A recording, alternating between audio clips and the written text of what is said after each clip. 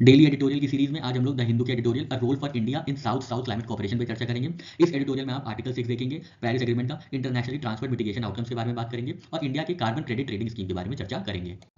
COP28 जो कि Baku Azerbaijan में होस्ट की गई थी, वहां क्लाइमेट फाइनेंस के बारे में डिस्कस किया गया था और इसी संदर्भ में इसी कॉन्टेक्स्ट में आर्टिकल 6 आता है पेरिस एग्रीमेंट का, जो कि अलाउ करता है इंटरनेशनली ट्रांसफर्ड मिटिगेशन आउटकम्स। इसके बारे में हम लोग चर्चा करेंगे आगे। इसका अंतर्गत क्या होता है कि एक कंट्री अपने कार्बन क्रेडिट्स दूसरी कंट्री को बेच सकती है to meet climate goals. India के क्लाइमेट चैलेंज क्या है? तो इंडिया थर्ड लार्जेस्ट एमिटर है ग्रीन हाउस गैसेस का। साथ ही साथ इंडिया में एम किया है कि बाय 2030 इंडिया के जो एमिशन इंटेंसिटी है वो 45% तक कम हो जाएगी, पर इसको कम करने के लिए फाइनेंस और टेक्नोलॉजी दोनों ही चाहिए होगी। तो फाइनेंस और टेक्नोलॉजी को एक्सेस करने के लिए इंडिया ने आर्टिकल 6.2 की मदद से, जो कि पेरिस एग्रीमेंट का है, इंडिया ने कार्बन क्रेडिट ट्रेडिंग स्कीम को लॉन्च किया था 2023 में। ये अलाइन हो जाता है 6.2 के पेरिस एग्रीमेंट के आर्टिकल 6.2 से, जो कि इंडिया जैसी डेवलपिंग कंट्रीज को अलाउ करता है कार्बन क्रेडिट सेल करने के लिए टू डेवलप्ड नेशंस।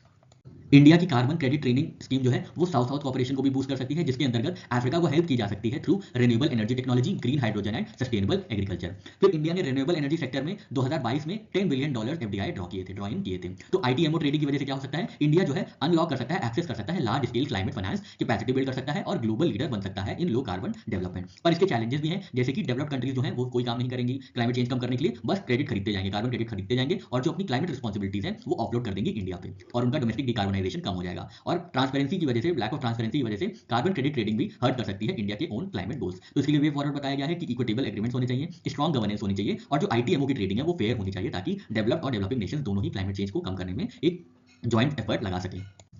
कुछ कॉन्सेप्ट्स की चर्चा करेंगे। तो आर्टिकल 6 जो है पेरिस एग्रीमेंट का, ये अलाउ करता है नेशंस को टू ट्रेड कार्बन क्रेडिट्स। अब इसका मैकेनिज्म क्या है? तो इसका मैकेनिज्म है इंटरनेशनली ट्रांसफर्ड मिटिगेशन आउटकम्स और इसका जिक्र है आर्टिकल 6.2 में। तो इसके अंतर्गत जो क्रेडिट्स, कार्बन क्रेडिट्स एक्सचेंज किए जाते हैं, ये रिप्रेजेंट करते हैं verified reduction of green house gases emissions.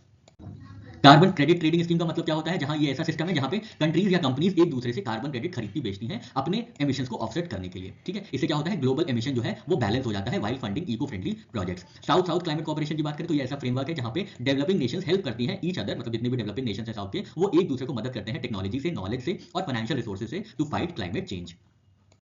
Carbon trading के चैलेंजेस की बात करें तो जैसा हमने बताया आपको, कार्बन कोलोनियलिज्म हो सकता है जहां पे डेवलप्ड नेशंस कुछ नहीं करेंगी क्लाइमेट चेंज को डील करने के लिए, बस क्रेडिट्स खरीदती रहेंगी क्योंकि उनके पास पैसे हैं तो क्रेडिट्स खरीदती रहेंगी। तो ये डिफीट कर देता है purpose of genuine climate action. साथ ही साथ ट्रांसपेरेंसी और फेयर डिस्ट्रीब्यूशन का मुद्दा है। कुछ कंट्रीज मैनिपुलेट कर सकती है कार्बन क्रेडिट प्राइसेस और fail to deliver promised emission cuts. This ensure strict verification mechanism is crucial.